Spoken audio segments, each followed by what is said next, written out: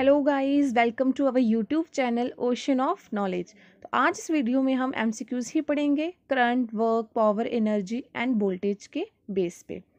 इन topic के base पर हम ऑलरेडी एमसीक्यूज कवर कर चुके हैं अपनी लास्ट 2 वीडियोस में, लेकिन हम एक और वीडियो एमसीक्यूज पर ही लाए हैं ताकि आपको अच्छे से प्रैक्टिस हो जाए एमसीक्यूज की। ठीक है, और हमारे टेलीग्राम ग्रुप का जो लिंक है वो हमने अपने डिस्क्रिप्शन बॉक्स में दिया है, तो आप लोग उसे भी ज्वाइन ज़रूर करें। तो चलिए अब हम अपनी आज की वीडियो स्टार्ट करते हैं।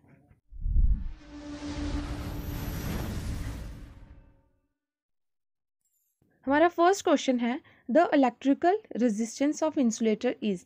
जो इंसुलेटर होता है उसमें जो इलेक्ट्रिक रेजिस्टेंस होता है वो कैसा होता है। रेजिस्टेंस मतलब करंट को रोकने की क्षमता। तो इंसुलेटर्स में करंट को रोकने की क्षमता कैसी होती है? इनफाइनाइटली हाई होती है, क्योंकि वो बिल्कुल भी करंट को एलो नहीं करती है खुद से पास करने के लिए। ठीक है, तो इसका answer infinitely high. Next, 1 kilowatt और जो है वो कितने जूल्स के इक्वल होता है? तो जब ये हमने लेक्चर कवर किया था उसमें मैंने बताया था कि 1 किलोवाट और जो है वो 3.6 इंटू 10⁻⁶ जूल्स के इक्वल होता है। ठीक है, 3.6 इंटू 10⁻⁶ जूल्स के इक्वल होता है। Next, which of the following gases are filled in electric bulbs. जो बल्ब्स होते हैं उनमें कौन सी गैस जो है वो फिल्ड होती है? ठीक है, तो कौन सी गैस फिल्ड होती है? Neon and organ. ठीक है, और ये जो दोनों गैसेस होती हैं ये हमारी इनर्ट गैसेस होती हैं, इनको भी याद रखिएगा। नेक्स्ट क्वेश्चन देखते हैं अब हम। Electric potential is a. Electric potential जो होता है वो क्या होता है? स्केलर क्वांटिटी है, वेक्टर क्वांटिटी है? ना ही स्केलर ना ही वेक्टर है, जो कभी कभी स्केलर कभी कभी वेक्टर है।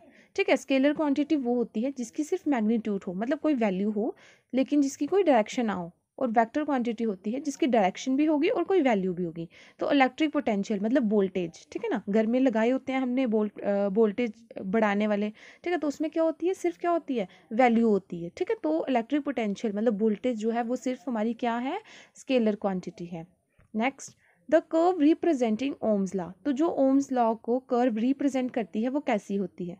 स्पेशली मैंने ये टॉपिक डाला था अपने लेक्चर में ओम्स लॉ का, तो उसमें मैंने बनाकर बताया था आपको, ग्राफ भी बताया था कि कैसा होता है ओम्स लॉ का। ठीक है ना, एक तरफ करंट होता है, ठीक है, एक तरफ करंट होता है, एक तरफ वोल्ट होता है। ठीक है, एक तरफ करंट होता है, एक तरफ वोल्ट होता है। जैसे जैसे करंट इंक्रीज करता है वैसे वैसे वोल्ट भी इंक्रीज करती है, क्योंकि वी जो है वो डायरेक्टली प्रोपोर्शनल होता है आई के। तो इसकी जो ग्राफ की लाइन बनेगी वो बनेगी स्ट्रेट लाइन। ठीक है, तो ओम्स लॉ का जो ग्राफ होता है वो लीनियर होता है, मतलब स्ट्रेट लाइन होता है। 6 है, resistance is a measure of a materials opposition to. Resistance जो है वो मेजर होता है, मतलब वो किसको रोकता है? रेजिस्टेंस जो है वो किसको रोकता है फ्लो करने से? तो रेजिस्टेंस करंट को फ्लो करने से रोकता है। Next, electric potential is defined as a flow of, electric current is defined as a flow of. तो किसको बोलते हैं कि करंट किसको बोलते हैं, किसके फ्लो को बोलते हैं? तो इसका हमने पढ़ा था कि करंट क्या होता है? Q अपॉन टी, की कितना चार्ज जो है वो कितने टाइम में फ्लो कर रहा है। तो Q के यूनिट्स होते हैं कुलुम और टाइम के यूनिट्स होते हैं सेकेंड। ठीक है ना, Q/S। तो यहाँ से कौन है जो बता रहा है Q/S को? तो वो है ये electric charge in unit of coulomb per second. तो इसका राइट आंसर ये हो जाएगा। नेक्स्ट क्या है? When will be the current flows in a circuit. किसी भी सर्किट में जो करंट है वो कब फ्लो करेगा? ठीक है, जब स्विच क्लोज होगा, जब स्विच ओपन होगा, जहाँ फिर स्विच या ओपन हो, क्लोज हो, या फिर नन ऑफ दीज। ठीक है, देखते हैं ये सर्किट मानो हमने बनाया है, इसमें यहाँ पे हमने क्या लगाया है? स्विच लगाया है। ठीक है, ये सर्किट हमने बनाया है, यहाँ पे हमने सेल भी लगा दिया हुआ है। ठीक है, अब देखो, जब ये क्या था? ओपन था, ये ओपन सर्किट है। क्यों? क्योंकि जो स्विच हमने लगाया है ये ओपन है, तो ये ओपन सर्किट है। अब इस टाइम पे कोई भी करंट जो है वो फ्लो नहीं करेगा, क्योंकि यहाँ से कनेक्टेड नहीं है ये।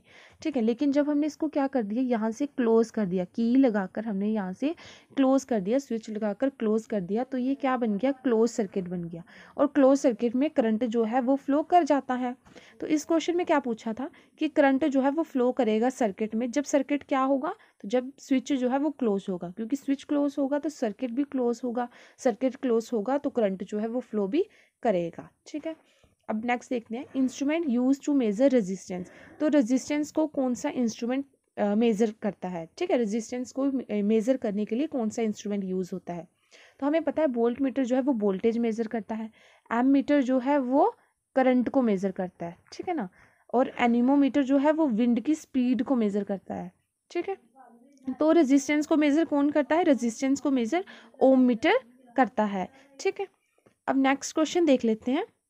यूनिट ऑफ स्पेसिफिक रेजिस्टेंस मतलब electric resistance is, specific resistance को ही इलेक्ट्रिक रेजिस्टेंस बोलते हैं। अब ये क्या है वो देख लेते हैं। जो हमारा आर जो है वो डायरेक्टली प्रोपोर्शनल होता है एल के, बताया था आपको। आर इन्वर्सली प्रोपोर्शनल होता है ए के। यहाँ से क्या आ गया कि आर जो है वो किसके प्रोपोर्शनल है? एल बाय ए के। अब हमने जब इस प्रोपोर्शनैलिटी के साइन को हटाया, ठीक है ना, क्या आ रहा था? ये आ रहा था, है ना। तो जब हमने इस साइन को हटाया तो हम क्या लगाएंगे? इस साइन को हटाकर कांस्टेंट यूज़ करेंगे। इस कांस्टेंट को बोलते हैं रो, जहाँ फिर इसी कांस्टेंट को बोलते हैं हम कांस्टेंट ऑफ स्पेसिफिक रेजिस्टेंस, जहाँ फिर इलेक्ट्रिक रेजिस्टेंस। तो ये आ गया एल बाय ए। अब यहाँ से हमने इस रो की जब वैल्यू निकाली तो देखो क्या आती है वैल्यू। यहाँ से इस रो की वैल्यू क्या आ रही है? R A upon L. ठीक है, तो यहाँ से आर की यूनिट क्या होती है? रेजिस्टेंस के यूनिट क्या होते हैं? रेजिस्टिविटी के बताया था आपको, ओम्स होते हैं। और एरिया मीटर स्क्वायर होते हैं और लेंथ के यूनिट मीटर होते हैं। तो 1 मीटर से 1 मीटर कैंसिल, तो बच्चा क्या? रो के यूनिट्स क्या आ गए हमारे? ओम मीटर। तो स्पेसिफिक रेजिस्टेंस के यूनिट ओम मीटर होते हैं। ठीक है, अब एक और बात, जो रेजिस्टेंस होते हैं उसके यूनिट ओम होते हैं और जो स्पेसिफिक रेजिस्टेंस होते हैं मतलब इलेक्ट्रिक रेजिस्टेंस होते हैं उसके यूनिट क्या होते हैं? ओम मीटर होते हैं।